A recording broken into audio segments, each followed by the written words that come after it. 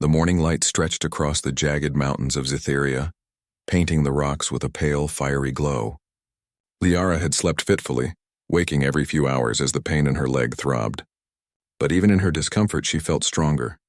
Ethan had carefully tended to her wounds, using his human ingenuity to make a splint that would hold and a warm covering to ease the night chill. Now, as she stretched cautiously, she realized that she could move with less pain than the day before. Ethan was already up, checking their makeshift shelter for signs of danger. His sharp eyes scanned the horizon. Cytheria was beautiful but deadly. Predators lurked in shadows, and unstable rock formations threatened any traveler foolish enough to walk without caution. Humans were not naturally suited for this world, yet Ethan moved with confidence, relying on observation, improvisation, and sheer determination. Liara watched him quietly, admiring his focus and calmness. She had encountered other species in her life, some stronger, some faster, but none who handled danger like humans. "Are you ready to move?" Ethan asked, keeping his tone gentle. He could see the hesitation in her posture. Liara nodded. "I think so," she said, her voice still weak but steadier than yesterday. She flexed her injured leg, testing the support. "I can walk," slowly. Ethan offered his arm, and together they began their journey. The terrain was treacherous. Loose rocks slid beneath their feet, forcing them to balance carefully. Liara clutched his arm tightly, grateful for his steady presence. She had relied on her strength in the past, but now she realized the value of partnership. Humans, she thought, had a remarkable way of making survival a shared effort, even across species. As they moved, Liara began to speak about her mission.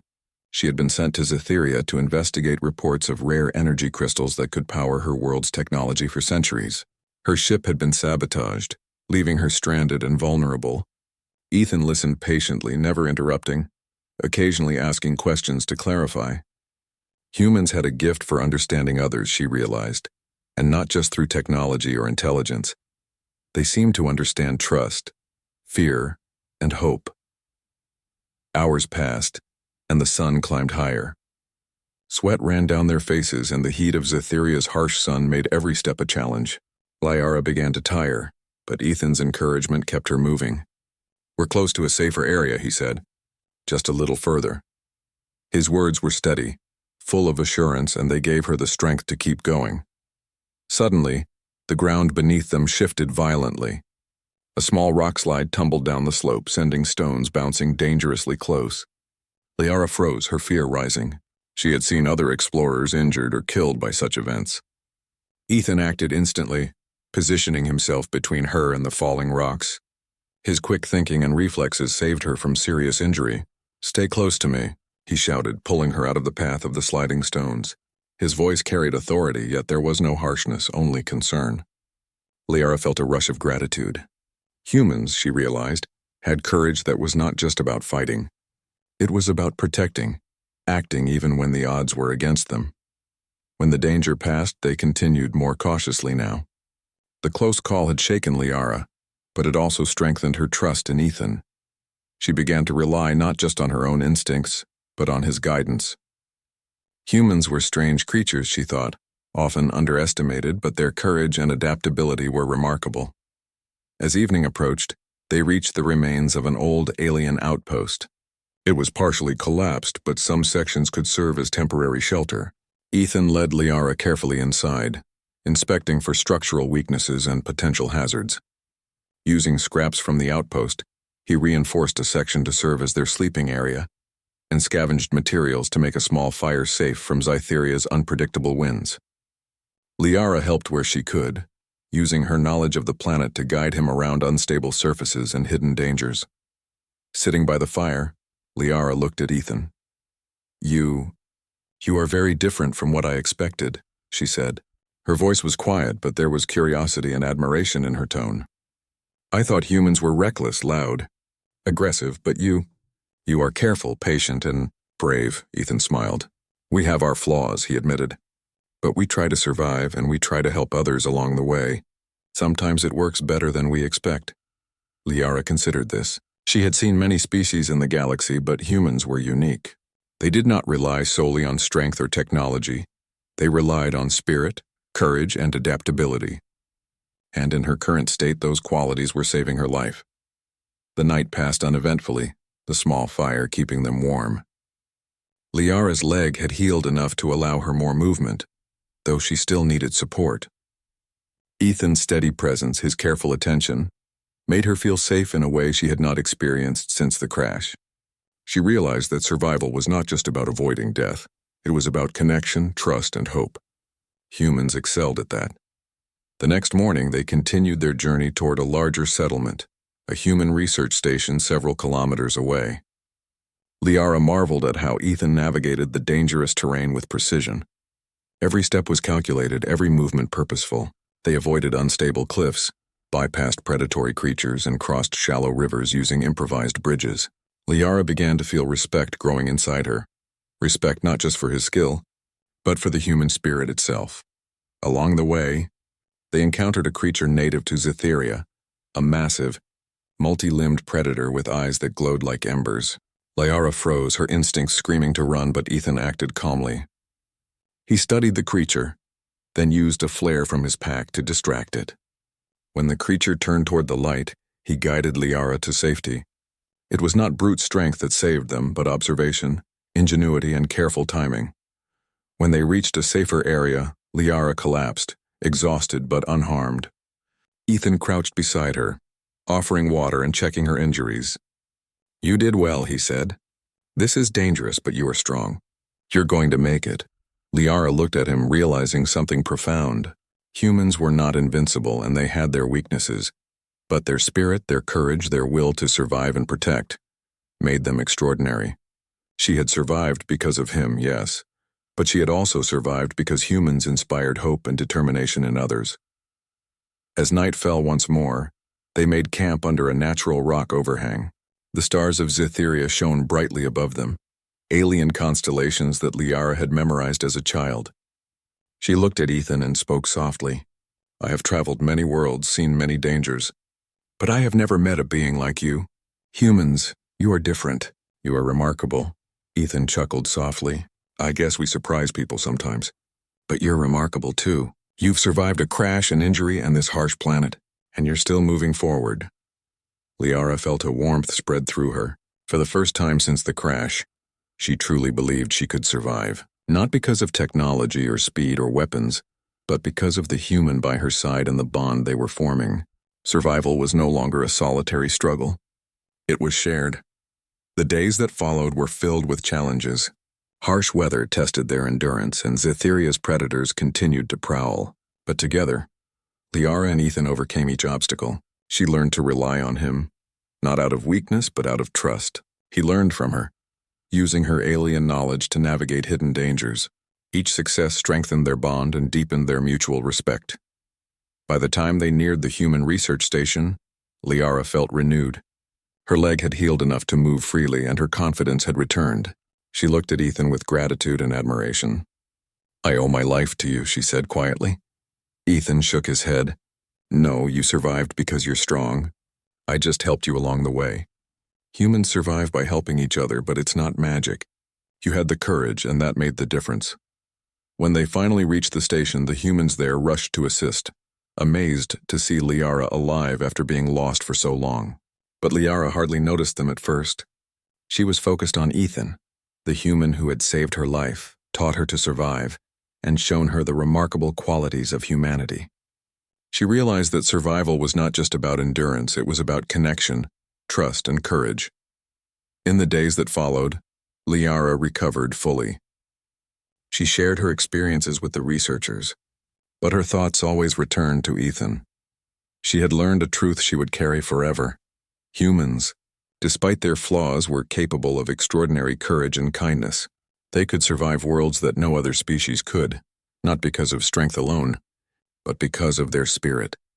And as she prepared to continue her mission, Liara knew one thing with certainty. She would never forget the human man who found her, cared for her, and helped her survive. In a universe full of danger, one human had proven that the human spirit was something truly extraordinary. The palace corridors still echoed with the distant sounds of alarms and hurried footsteps. Smoke lingered in the air from the earlier attack, and the once perfect crystalline walls were now marred by scorch marks. Princess Arya stood beside Ethan, her heart pounding not just from fear, but from the awareness that the world was watching them. Outside the secure chamber, the palace guards rallied, attempting to repel the remaining attackers, but the danger had not ended. Ethan checked the corridor ahead, his eyes sharp and alert. "They are moving through the palace in groups," he said. "We need to reach the main hall. It's the safest place, and it's where you can be protected." Arya nodded, gripping her energy baton tightly. Her royal training had taught her composure and etiquette, but nothing could prepare her for this. She felt fear, yes, but it was mixed with determination. She could not allow anyone to hurt the people of her world, or the human who had once saved her. As they moved carefully, weaving through shattered glass and fallen ornaments, Ethan explained, "I never thought I would see you again under normal circumstances, Princess. But now we must act fast. The attackers are not here for politics. They want to destabilize everything your family has built." Arya's mind raced. The palace was not just her home. It was a symbol of peace and diplomacy. She could not let it fall. "Then we will stop them," she said firmly, surprising even herself with the steel in her voice. Together, they reached a wide corridor leading to the main ceremonial hall. The doors had been breached and smoke curled up from the edges. Arya and Ethan exchanged a glance. It was time. They pushed forward, entering the hall as a group of attackers prepared to advance on the frightened dignitaries. The hall was a spectacle of alien architecture. Crystal chandeliers floated above, casting refracted light across the polished floors. Delegates from distant worlds huddled together, confusion and fear written on their faces. Arya raised her voice steady and commanding. "Everyone, stay calm and follow the palace guards. Move to the protective chambers immediately."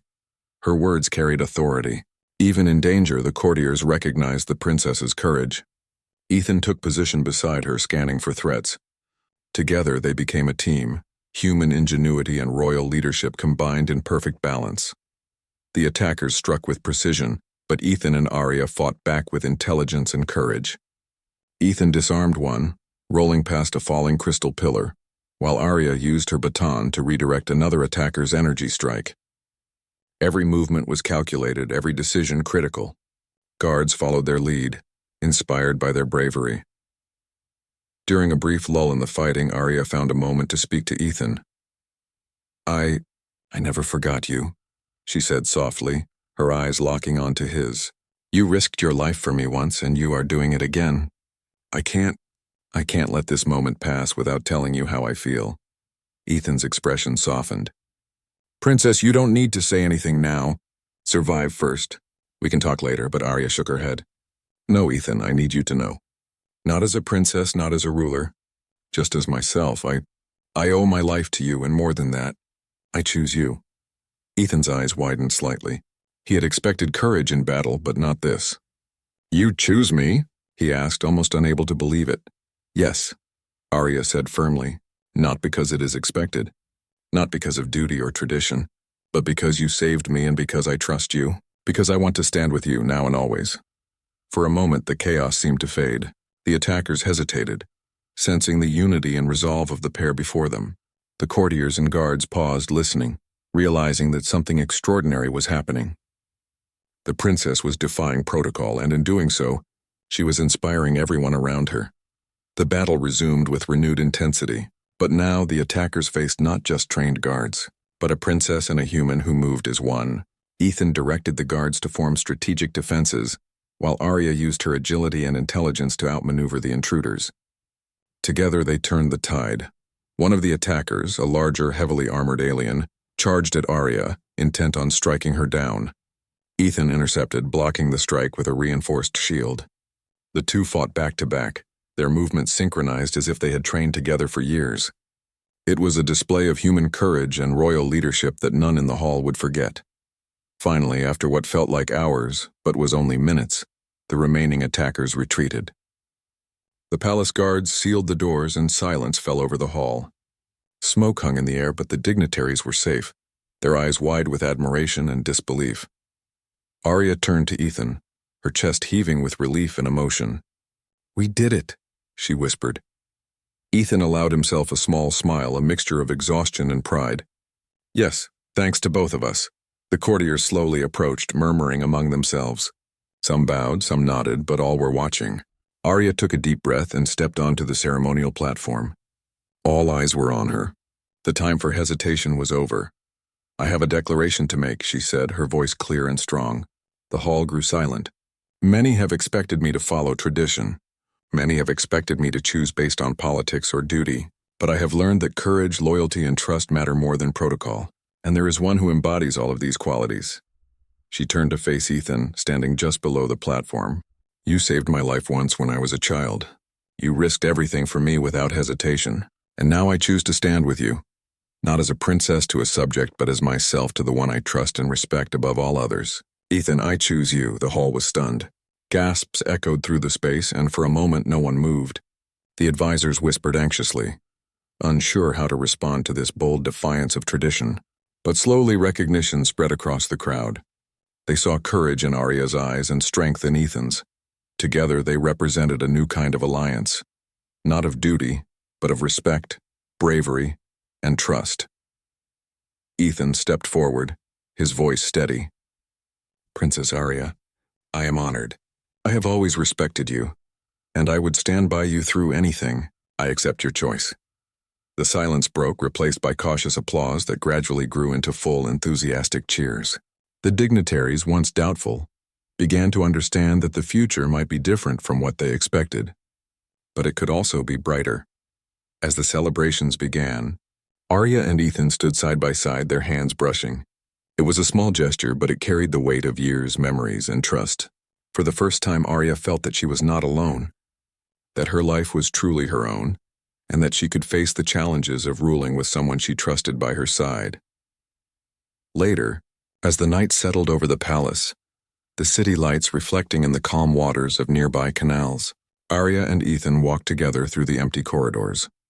The threat had been neutralized, but the lessons of the day remained clear. Courage, trust, and the choice to act with honor were more powerful than fear or protocol. Arya looked at Ethan, a smile playing on her lips. "I never imagined my life would lead to this," she said softly. Ethan grinned. "Neither did I, but I am glad it did. You are remarkable, princess. Brave, kind, and wise. I am lucky to be here with you." For the first time in years, Arya felt completely free. She was not just a princess, not just a symbol. She was herself, a woman who could make her own choices, who could honor her past and embrace her future. And she would do it with the human who had saved her life all those years ago, standing steadfastly by her side. Outside, the city of the alien capital sparkled under the starlight, peaceful once again. But the story of that day, the courage, the declaration, and the bond between human and princess, would be remembered for generations. For Arya and Ethan, it was not just a victory over attackers or tradition. It was a victory of trust, respect, and the enduring strength of the human spirit. As the first light of dawn crept over the horizon, Arya and Ethan stood together on the palace balcony, looking out over the city. The battle was over, but their journey had only just begun. And for both of them, the promise of the future was brighter than anything they had ever imagined.